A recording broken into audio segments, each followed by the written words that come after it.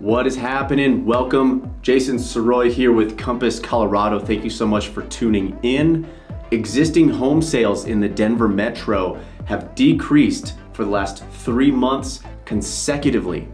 Now, there are fewer transactions happening, and we are seeing a rapid return to a more traditional real estate selling schedule. This is resulting in a lot more opportunity for buyers and putting the strain on some sellers to make sure that you have your home in tip-top condition prior to going on market. This is How's the Market Denver for September 2022. Let's dive right in. We're gonna kick today off by talking about inventory. September of 2021, we had just over 3,500 homes available for buyers to choose from who were out shopping. Now I should note that that is like an empty gas tank. Very few homes. That's not very much for the entire Denver metro. Fast forward a year later, at the end of August, we actually clocked in just shy of 7,000 homes available, increasing that inventory count by almost 94%. So the trauma-inducing experience that buyers had to go through last year to have their offer accepted have been replaced with new pressures and new challenges related to high prices, coupled with even higher interest rates than we were used to last year.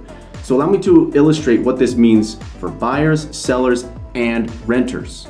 For buyers, there's so much opportunity in this market right now. You have way more homes to choose from, and after a home has seen 1, possibly 2 weekends on market, the leverage starts to swing in your favor just a little bit more for you to potentially get a home under list price, or even better, get the seller to agree to some concessions which can be creatively applied to your loan in order to get your monthly payment back down into a reasonable amount.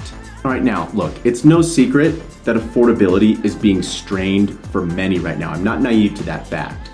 But as many could-be buyers retreat to the sidelines as they wait for interest rates to come back down, that means way less competition for those who are still in the game. By the way, if and when interest rates do come back down after Jerome Powell and the Fed all decide that inflation has been curbed as best it's going to be, we can go and lower rates back down because we're now officially in a recession, what do you think that's going to do to demand? Will there be more buyers in the buyer pool or fewer? Well, lower rates, more demand for sure. So we know that, that's basic economics. What happens when there is more demand but supply remains constant? Prices go up. There's a good chance we're going to re-enter a surge of buyers as rates come back down. So those are some theoretical situations. That's all fine and good. Let's talk about actual deals, actual boots on the ground situations that we are running into right now. I've had 2 buyers over the last 20 days close on fantastic homes. One in Edgewater, one in Inglewood. Both of these homes were above the client's preferred price range. But because the home had been sitting on the market for just a little bit longer than what the seller was comfortable with, we were able to secure an under list price offer, and the cherry on top, they agreed to significant seller concessions which were applied to the loan in order to get that monthly payment to a reasonable, comfortable amount for those buyers. These are big wins, and they are happening all around us in this market. Pay attention, have a great team around you who can help you find these deals and make these deals happen. Moving on, sellers. Last year, you hardly had any competition. The median days on market for most of the year was 4 days. This means half the homes were selling in fewer than 4 days, half the homes were selling in more than 4 days. That median days on market is now up to 11. You gotta make your home stand out. You've gotta do the pre-list work up front to make your home pop in the sea of others. So what are some things that you can do to stand out? Touch up the paint, refinish the floors, freshen up the kitchen and bathrooms. There are some low-cost items that can go a long way in the perception of a buyer envisioning themselves living in the home through both photography and when they step foot into the home for a showing. Don't rob them of that opportunity, or rather, don't rob yourself of that opportunity to get those offers in. That way you can negotiate up. Something else to consider is doing a pre-list inspection. If you find a bunch of little items that come up, get on top of that. Be proactive and show the buyer all the things that you have done to make it an easy choice for them to write an offer on your home, knowing the home is in sound condition. And look, if you don't want to spend your own money on all those repairs, I totally get it. That's fine. Hit me up. I've got a tool called Compass Concierge. You can use Compass's money, pay it back at closing with no interest. Use someone else's money to make those upgrades to make sure you're the home that's getting all the offers. At the end of the day, the most offers go to the homes that appeal to the most people. Make your home appeal to the most people. Bottom line. Renters, you are getting beat up the worst.